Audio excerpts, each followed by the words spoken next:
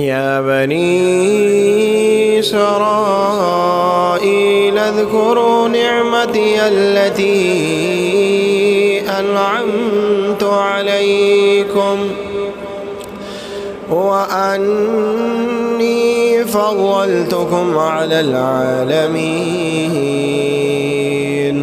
واتقوا يوما لا تجزي نفس عن نفس شيئا ولا يقبل منها شفاعة ولا يؤخذ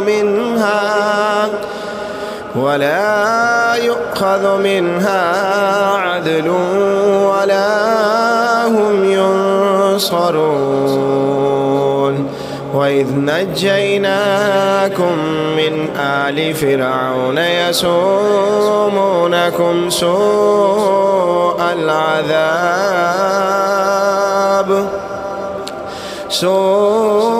العذاب يذبحون أبناءكم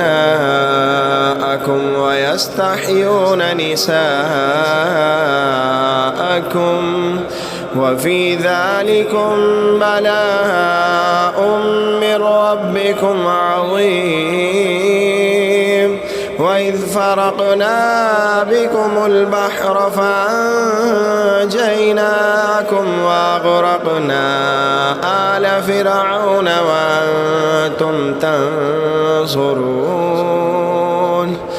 وإذ واعدنا موسى 40 ليلة ثم اتخذتم العجل من بعده وأنتم ظالمون ثم عفونا عنكم من بعد ذلك لعلكم تشكرون. وإذ آتينا موسى الكتاب والفرقان لعلكم تهتدون. وإذ قال موسى لقومه يا قوم إنكم ظلمتم أنفسكم باتخاذكم العجل فتوبوا إلى بارئكم فاقتلوا أنفسكم ذلكم خير لكم عند بارئكم فتاب عليكم إنه هو التواب الرحيم.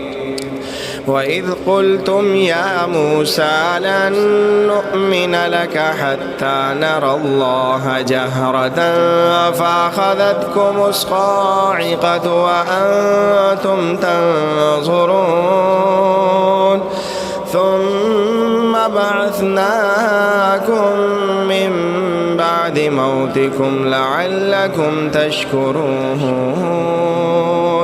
وظللنا عليكم الغمام وأنزلنا عليكم المن والسلوى كلوا من طيبات ما رزقناكم وما ظلمونا ولكن كانوا أنفسهم يظلمون.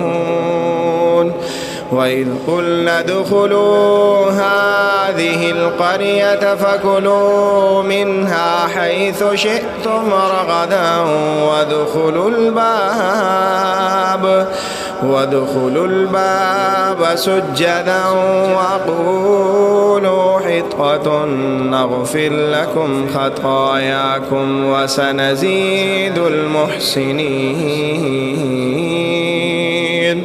فبدل الذين ظلموا قولا غير الذي قيل لهم فأنزلنا على الذين ظلموا رجزا